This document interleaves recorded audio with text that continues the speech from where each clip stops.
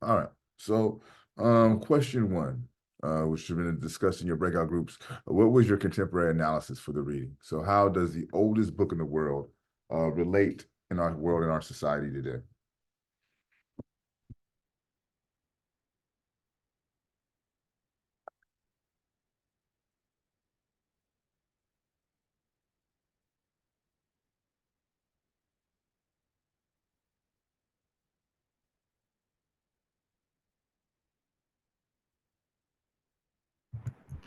I would say our current society has declined when it comes to philosophy and like wisdom. Like I'll say the society back then had more wisdom and had more patience and more character than the society of that we currently have today.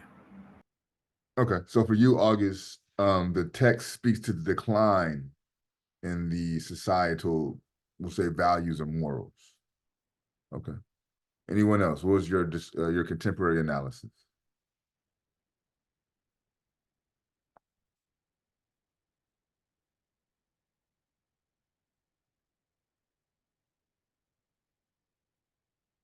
I agree with what he said about about our morals being like lower today, but I think that if more people were to read these teachings and to like take note of what they said, I think that a lot of them still pertain to what we should be learning today. And like in basic like advice on like how to treat someone else and how to treat yourself, I think a lot of the readings can are like good advice for our world today. So Taylor kind of points us to this ethical claim. And when I say ethical claim, when you hear the word should, as it pertains to behavior and it pertains to like society, you should always automatically think in your mind ethics, right? This is how you should behave.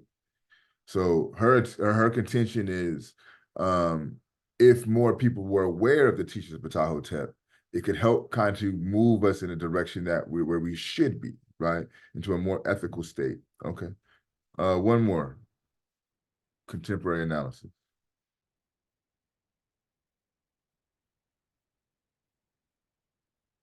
Yeah, my thing is, how would you get the people nowadays to listen to any kind of wisdom from teaching? Because people, back then they wanted to stay based, not so much conflict, and they had the belief. I believe the people back then had the belief of what they call good and evil, or godliness and ungodliness, and based on that, they had principle, morals, and values. Where nowadays, if you try to bring that in here, you couldn't hardly get any person or any United States or any Western country to kind of listen to give you the props, because everybody is, on their own belief. Yeah.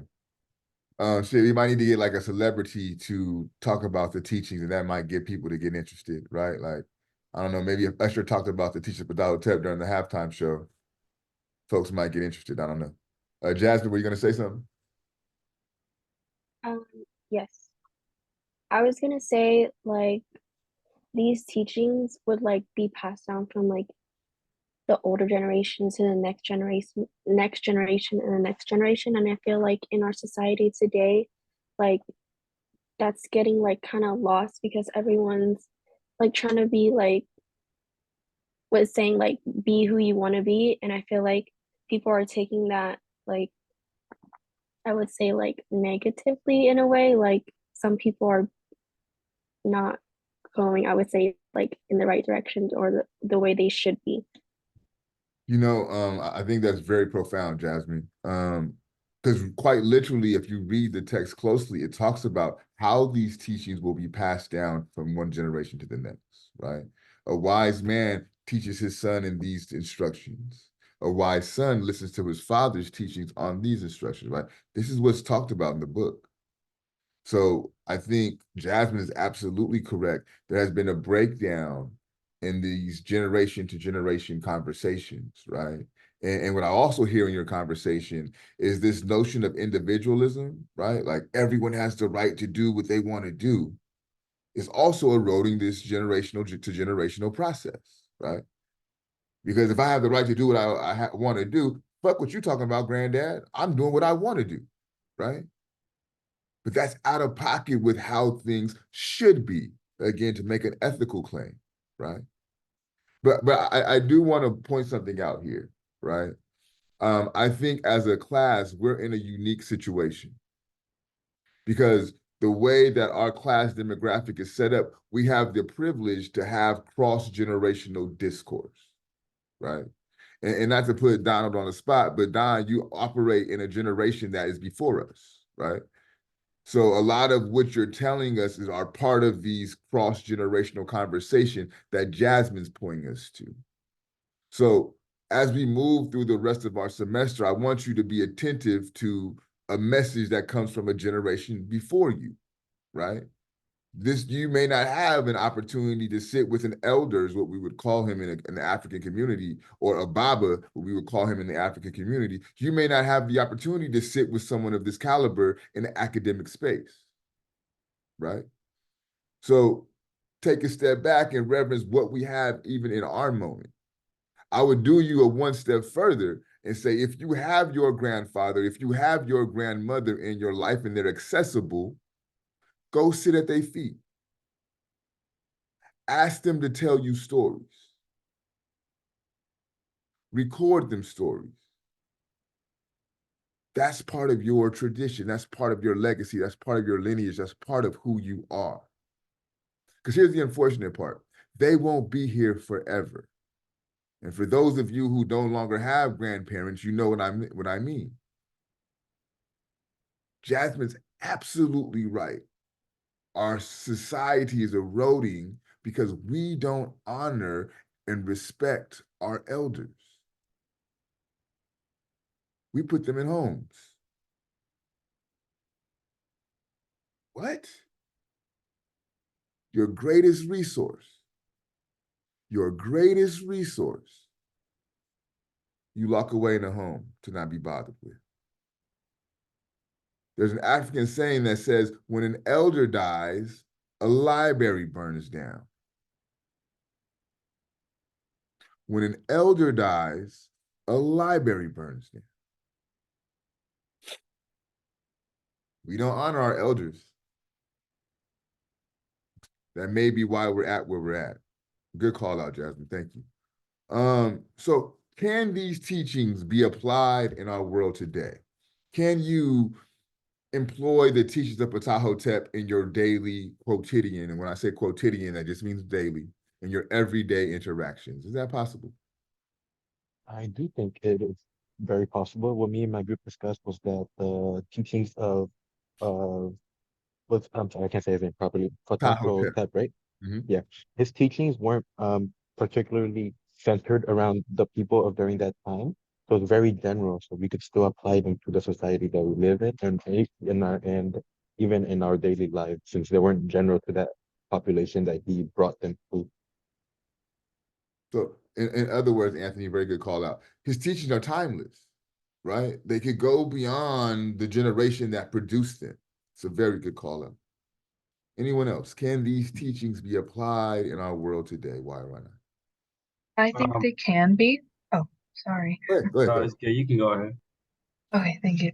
Um, I think they definitely can be, but there's also there's a big shift from what day-to-day life looked like back then and what it looks like now. So I think there would have to be a big effort to break down a lot of maybe like superficial things that we deal with now, or just maybe not even superficial things, but just all the extra baggage that we carry now. Um, that would have to be dug through to get back to these like really essential teachings. But I think it's possible. It would just be more, it would almost take more effort now than back then. And how do you pronounce your first name? Kate. Kate. Okay, cool. I just wanted to. It's just with a C, but it's just Kate. Thank you. Adon, were you gonna say something? Yeah, I was gonna add on, kind of adds with that, but I do believe you can apply the teachings to everyday society, but I also feel like there's a group of people, there's always going to be a group of people who are not going to want to apply them or not going to follow through with them, who are going to see them as just filler or see them as obstructions in their lives and their daily routines that they don't believe in or they don't want to do. But there will be those people who will be like, oh, these helpful, these seem powerful. I can apply these daily and they can better me as a person, better my family, and they can help and they can also like influence other people to follow them as well. Yeah. So they could be applied in your argument. It's just it may not be applied comprehensively where everyone's participating in it, but there will be Yeah, segments of the society that will participate in that. Perfect. yeah. Anyone else? Can we apply these teachings in our world today? Go ahead, Jocelyn. I was gonna add it. I think like when we talked in the beginning of the class, like everyone has different beliefs now. Like when we talked about like if God is black or not, and everybody had like yes, no. And I feel like everybody's has their own religion now. I feel like back then it was so easy to not convince people, but make them believe that these beliefs were what you're supposed to do. And nowadays people just believe what they want to believe. And it's gonna be harder to convince them. Yeah, and I think that kind of goes back to I believe it might have been Jasmine, or Taylor. I'm not sure, but like this notion of this individual, right? Like I'm an individual and I could do me, and that will make this very hard to incorporate, because really part of this is understanding that to behave in this manner is good for the overall collective, not just the individual. Yeah. Mhm. Tatiana, were you gonna say something? No. All right. Any, the last question was, how will you follow your heart? How will you go about the process of following your heart?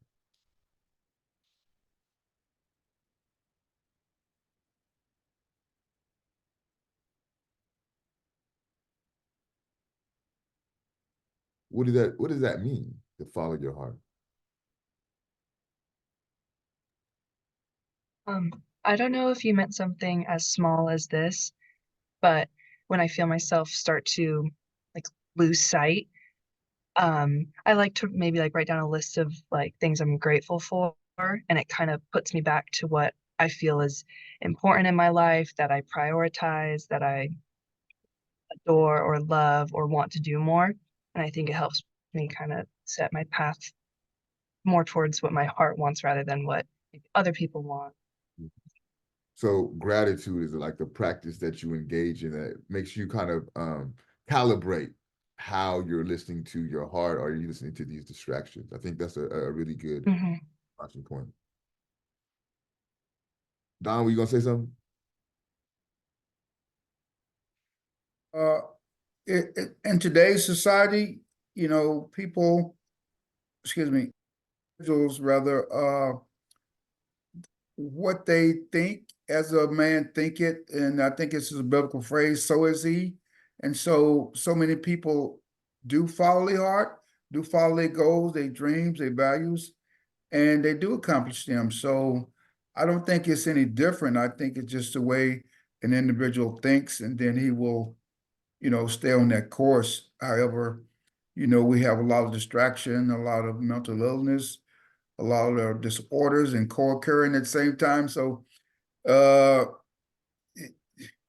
for the most part, majority of people do not accomplish their heart, their intentions.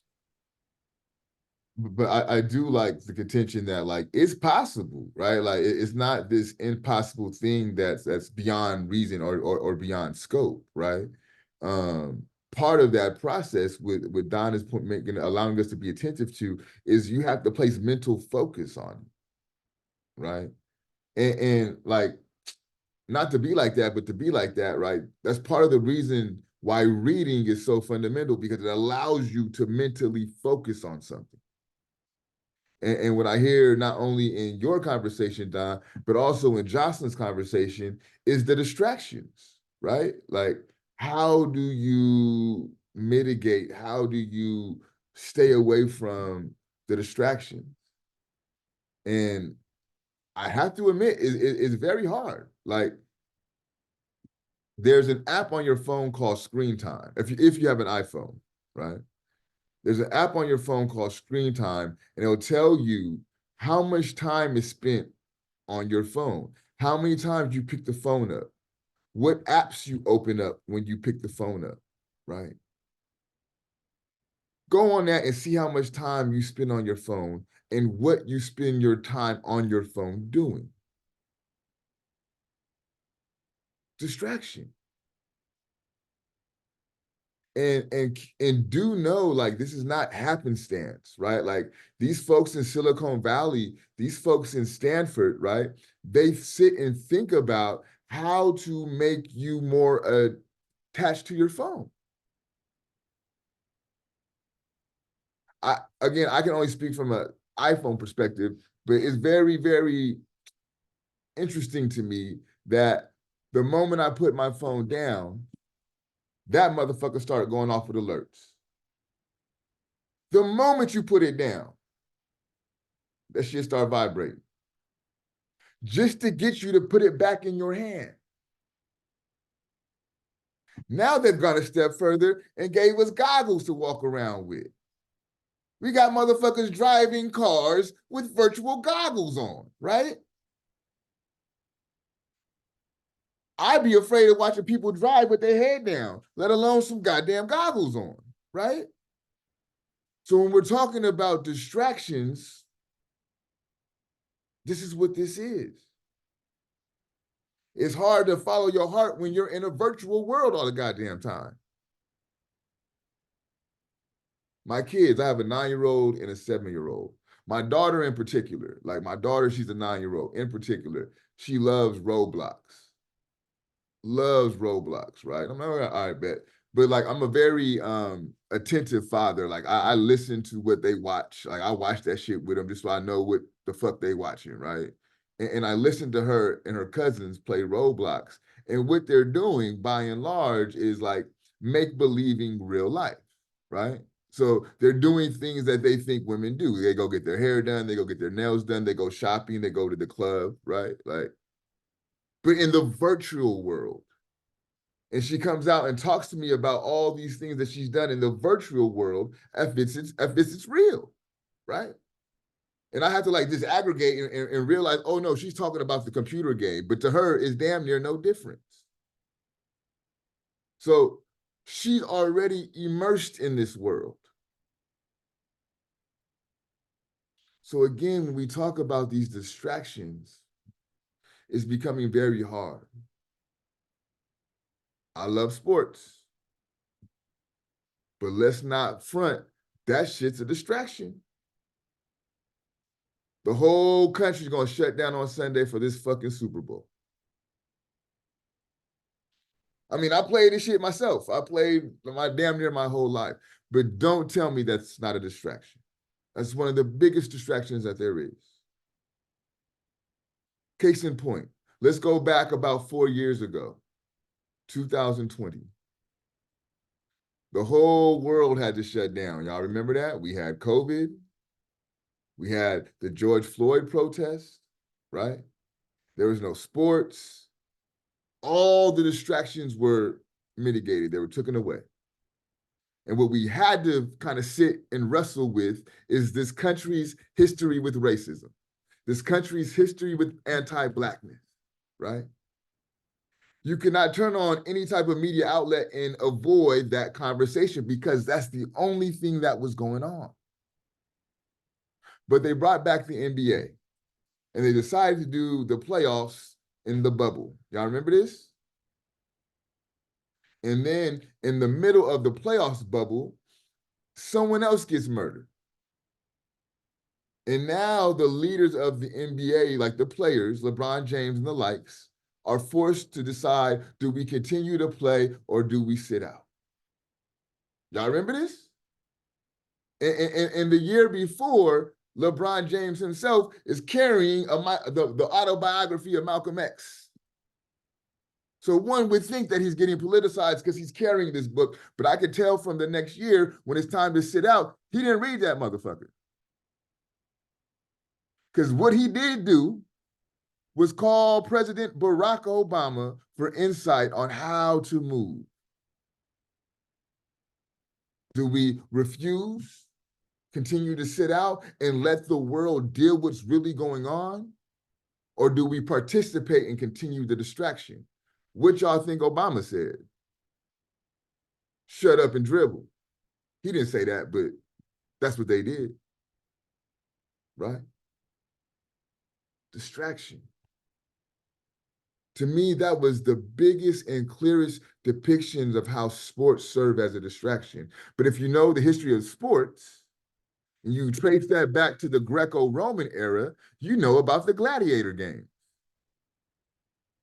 What were they? They were distractions. It doesn't shift, doesn't change, it evolves. So, others, how will you move these distractions and follow your heart?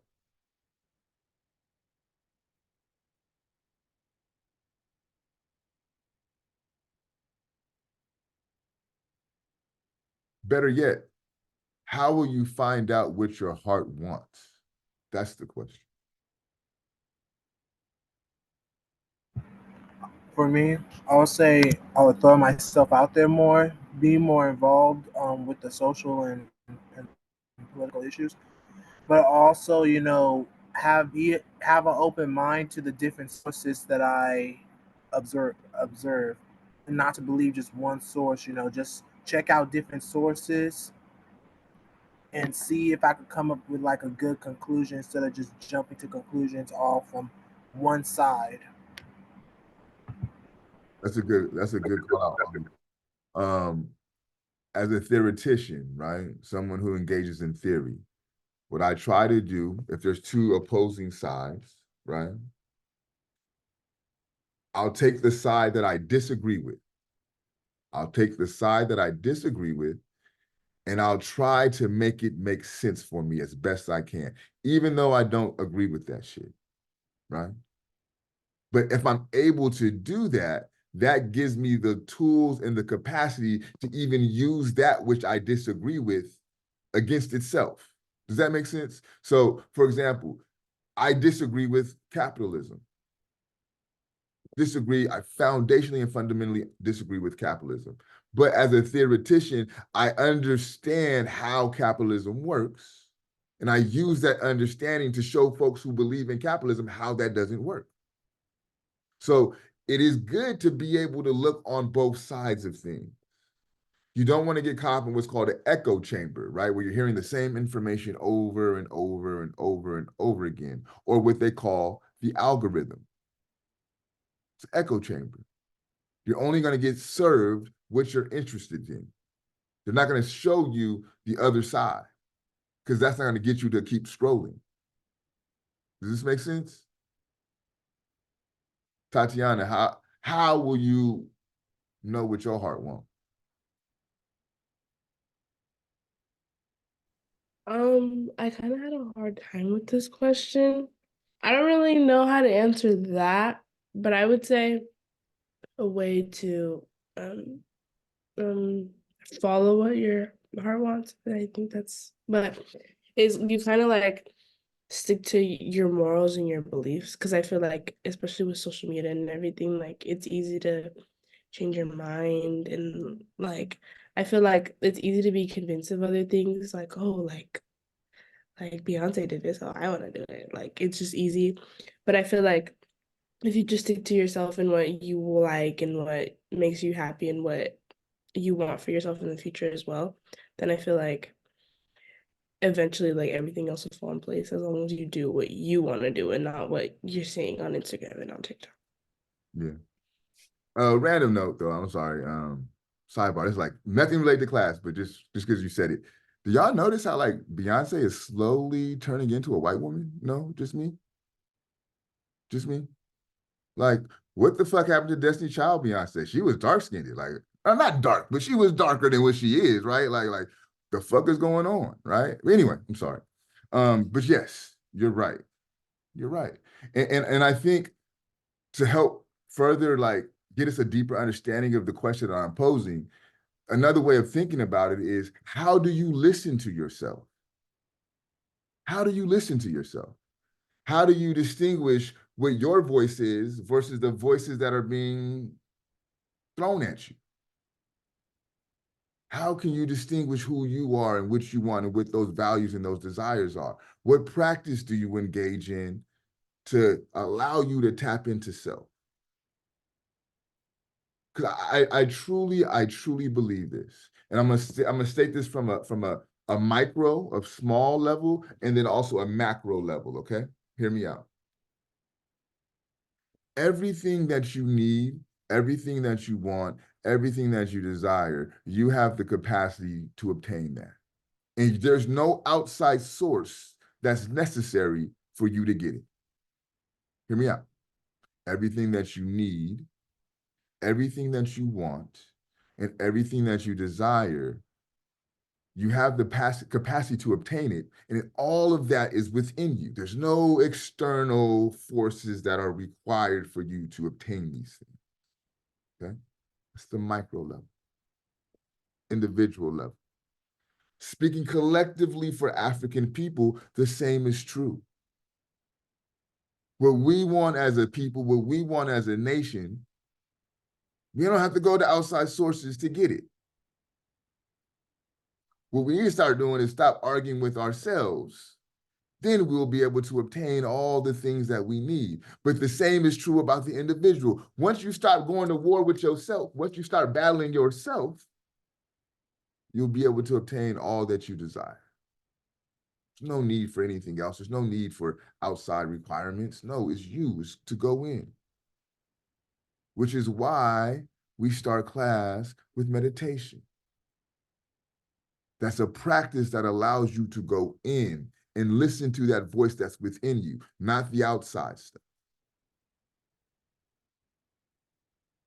It allows you to turn up your voice and turn the distractions down.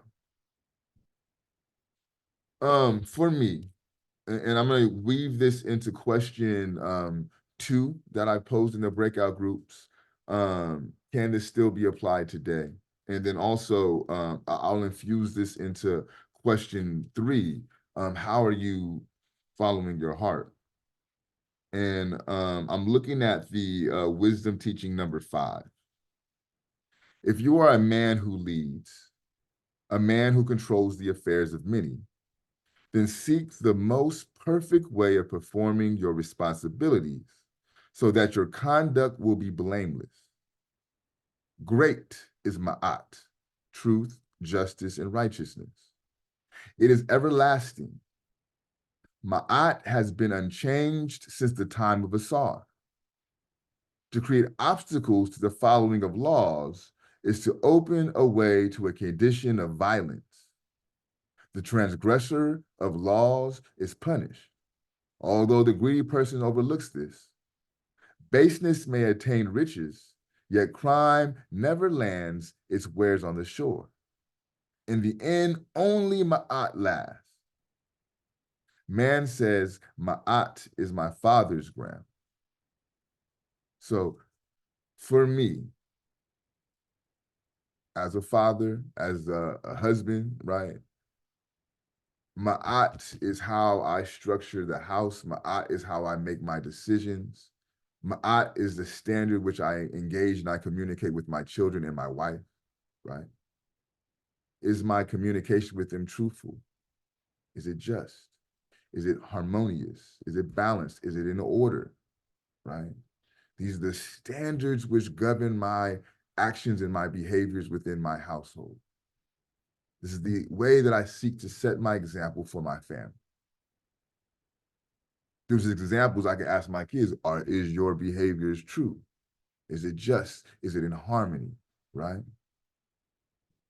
So again, to blend question number 2, can it be worked out in our society? This is how I seek to manifest the teachings of Ptahhotep in our society today. Through my household, right? Through the spaces that I create within a classroom setting. Are they spaces for truth? Are they spaces for justice? Are they spaces that produce harmony? Are they done in a way that's in order? Is it reciprocity? Do you all get from me what I get from you, and vice versa, right? So my life is, and my actions and my activities are governed by this principle called ma'at. And it directs how I interact with everyone, right? So this is how I seek to engage these teachings in my life.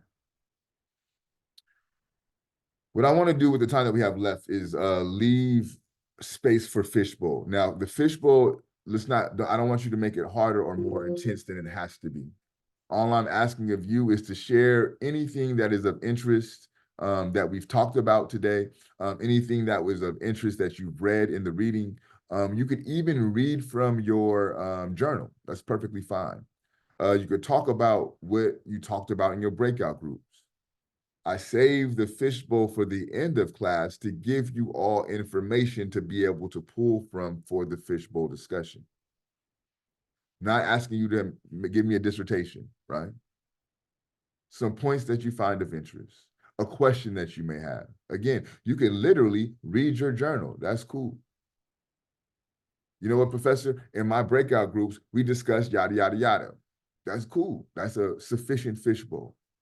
Jay, you've been in my class before. Can you kind of speak to what the fishbowl is and how intense it is, if you will?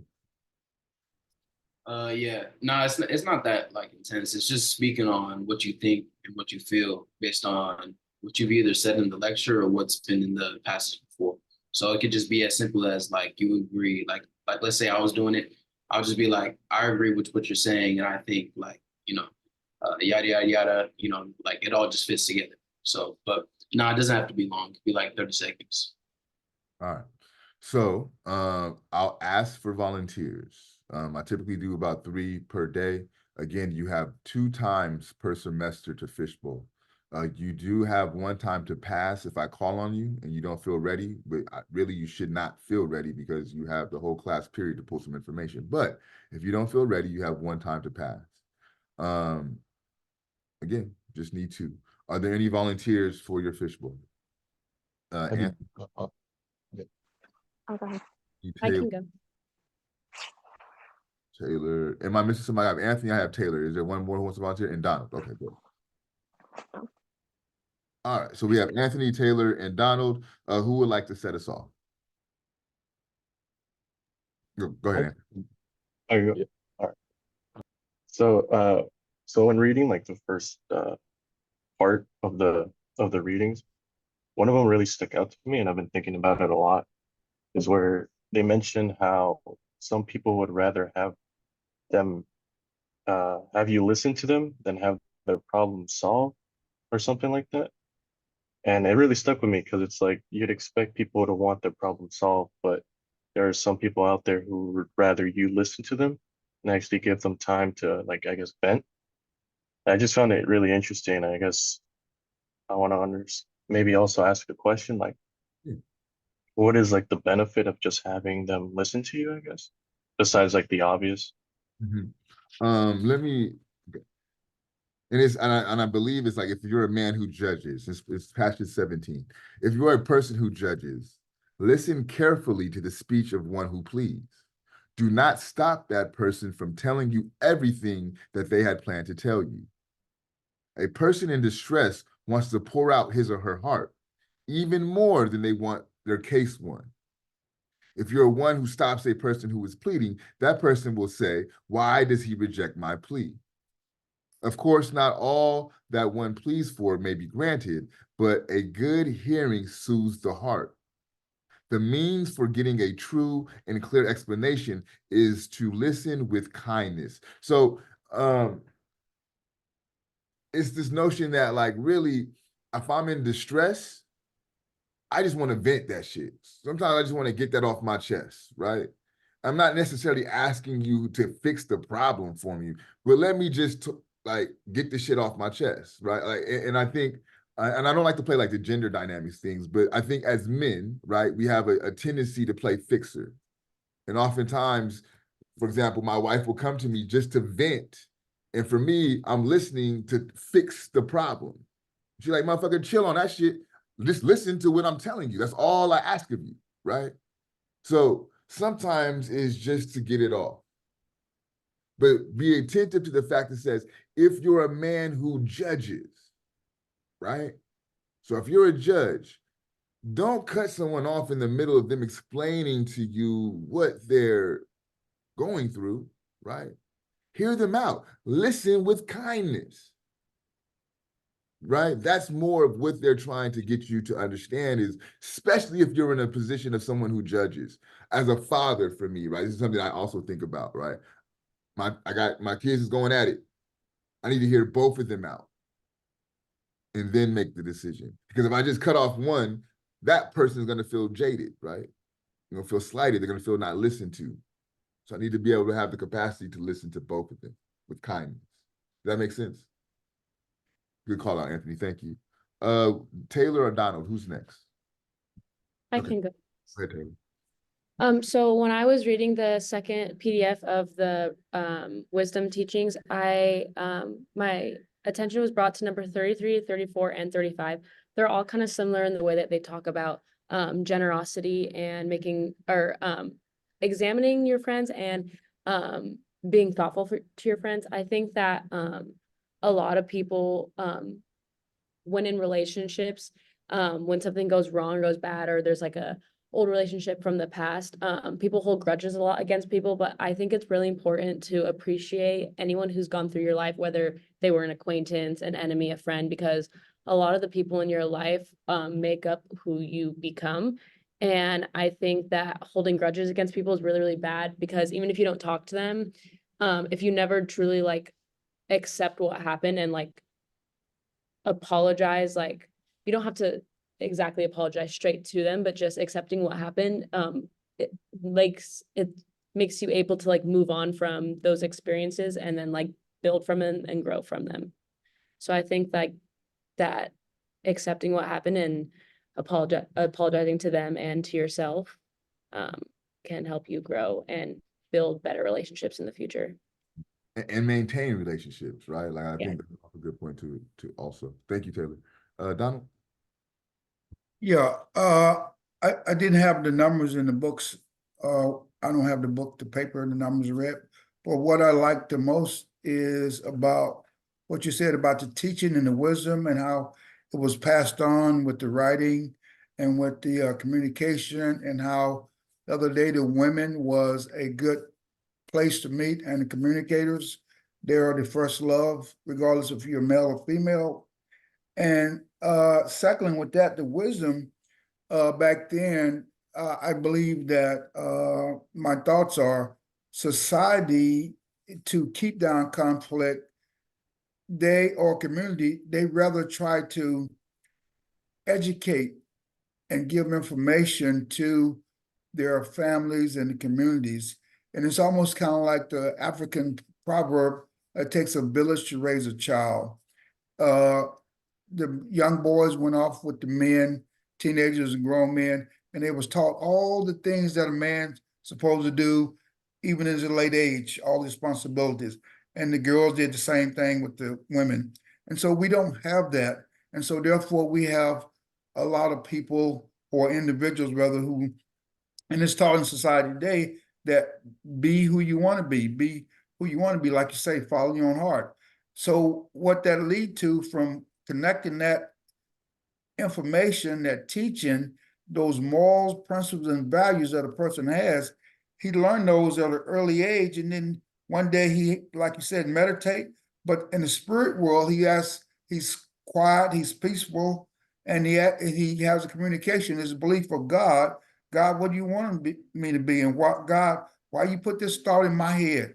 God, am I to be a businessman or a leader or a teacher or whatever? And so when you say what's in your heart, that's something that actually starts when a person is younger in his heart. So I recall being probably fourth grade, and my last name was Hill, and somewhere along the thought that, oh, that's Mr. Hill, and he has a business or a house on the hill. So many years I thought of that, and it spiritually blended into me.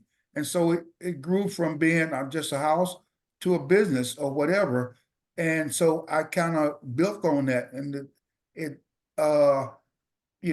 parlayed into something bigger, as to helping people rather than just having my own house and having my own business on the hill, it parlayed into helping people and serve. So that's what I like about that teaching there is uh, maybe you heard people say, "Oh, you old school." So yes, I'm old school. Old school to me is good because I know what I want and I know it's right and morally and valuable, and it's not like uh, fishing or throwing out in the dark unless because most of those younger generation, not saying that they're not worthy or whatever, or the change is inevitable, time is inevitable, and so you connect all that, and so people grow, and our mind has grown, and our thinking and creativity has grown, and so if a person don't have that spirit, have that jive in him, he may ask himself, what is your purpose on life here? What are you doing for yourself and others? Because you can't just be on this world and just be all selfish. You offered us a lot, Don. One thing I do want to point out that you mentioned, and I think it's important. Um, you reflected back to your childhood, right? And I offered that up, even as it pertains to my conversation with Tatiana, and she's like, I really don't know how to go about answering that question. Think back to when you was a kid. What were the Yep. things that you loved to do? What were the things that made you happy? What were the things that gave you joy? What were the things that you were just naturally good at, right? Right. Those are the things that will kind of help nudge you to understanding what your purpose is. And then what Don also offers us is to take those gifts, to take those skills, to take those talents, and then apply them to the service of others. Not just about making and improving yourself, but improving the circumstances and the conditions of those around you, right? And once you begin to kind of do those things, then you become on the path of your purpose. And then from that point, it's just about like walking that purpose. And what you'll find is doors will open for you that you didn't know need to be opened. People will put put your names in their mouths and carry you into rooms that you have never thought about entering. Right. Those rooms will receive you. These are the things that happen when one is living and fulfilling their purpose. It's easy to get up in the morning and go to work, or to really get up in the morning and fulfill your purpose. It's a beautiful way to live. I'm only telling y'all this because this is what I do. I'm living my purpose. I am a physical representation of what it means to live and move through your purpose.